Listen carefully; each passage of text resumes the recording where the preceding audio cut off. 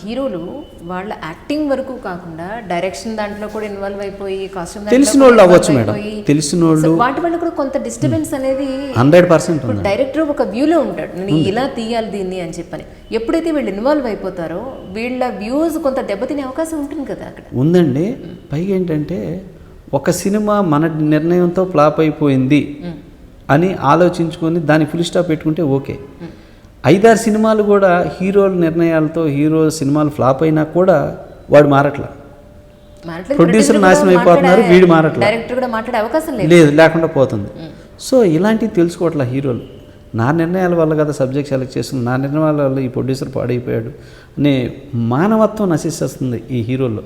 ఇంతకుముందు రామారావు గారికి, కృష్ణ గారికి, నాగేశ్వరరావు గారు, శోభన్ బాబు గారు, కృష్ణరాజు గారు, వీళ్ళందరికీ అది ఉండేదండి.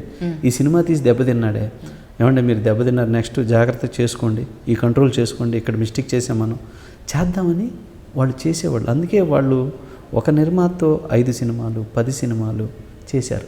ఇప్పుడు చేసే నిర్మాతలతో చూడండి, ఒక సినిమా తీస్తే ఆ హీరోతో 2వ సినిమా లేదు, ఆ డైరెక్టర్తో 2వ సినిమా లేదు. సో ఇలాంటి వాతావరణం పోవాలి. పాజిటివ్గా ప్రొడ్యూసర్ని థింక్ చేయాలి. మన కొని ఈ సినిమా కుటుంబం బేస్ అయి ఉంటుంది, ఆ కుటుంబం దెబ్బతింటే ఎంతమంది ఇదవుతారు అనేది ఆలోచించాలి హీరోలు. అది ఆలోచిస్తే డెఫినెట్గా బాగుంటుంది. ఇప్పుడు చిరంజీవి గారు ఉన్నారు, ఆలోచిస్తారు, బాలకృష్ణ గారు ఆలోచిస్తారు, ఇట్లాంటి కొన్ని. అందుకే వాళ్ళకి రిపీట్ ప్రొడ్యూసర్స్ ఉన్నారు. అదే అండి, అది కావాలంట. ఇప్పుడున్న న్యూ జనరేషన్లో కొంచెం అవి తగ్గినాయి, అవి కూడా వస్తే బాగుంటుంది. కానీ మన తెలుగు ఇండస్ట్రీ చాలా గ్రేట్ ఇండస్ట్రీ అండి. నంబర్ ఆఫ్ హీరోస్ ఉన్నారు, మంచి మనుషులు ఉన్నారు. కానీ అదొక్కటి కూడా వీళ్ళు రాసుకున్నారు కదా కొంత ఫిక్స్ చేసుకొని, అది కూడా మైండ్లో పెట్టుకుంటే నిజంగా మన ఇండస్ట్రీ చాలా బాగుంటుంది. ఇప్పుడు మీరు చాలామంది హీరోలతో సినిమా తీశారు, అంటే శ్రీకాంత్ గారిని తీసుకోండి, జగపతి బాబు గారు, రాజశేఖరు, చాలా మందితో తీశారు డిఫరెంట్. సుమంత్. ఇంకా ఈ హీరోతో సినిమా తీయాలి అని ఏమన్నా ఒక గోల్ ఉందా మీకు, అనుకున్నారా ఏమైనా? ఇప్పుడు నాకున్న గోల్ అయితే ఈ హీరోతో చేయాలనేది నాకు ఉన్నది వచ్చేసి పవన్ కళ్యాణ్ మీద ఉంది మేడం. ఎందుకంటే హ్యుమానిటీ ఉన్నాడు, అంటే తను ఏం చేస్తున్నాడో తర్వాత సంగతి.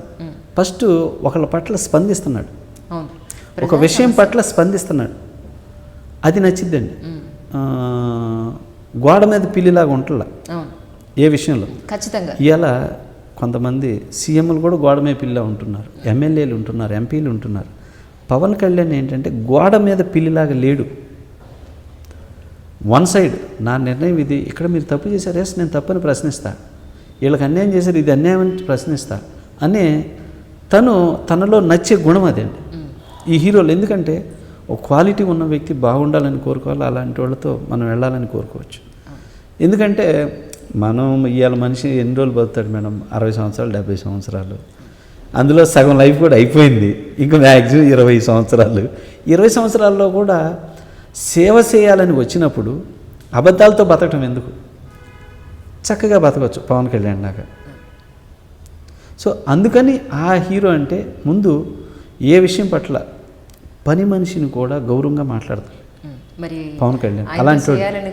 అలాంటి అందువల్ల నాకు వ్యక్తిత్వంగా ఒక వ్యక్తిగా పవన్ కళ్యాణ్ గారితో చేయాలనే ఇంట్రెస్ట్ ఉంది నాకు తెలుగు ఇండస్ట్రీలో వ్యక్తిగా.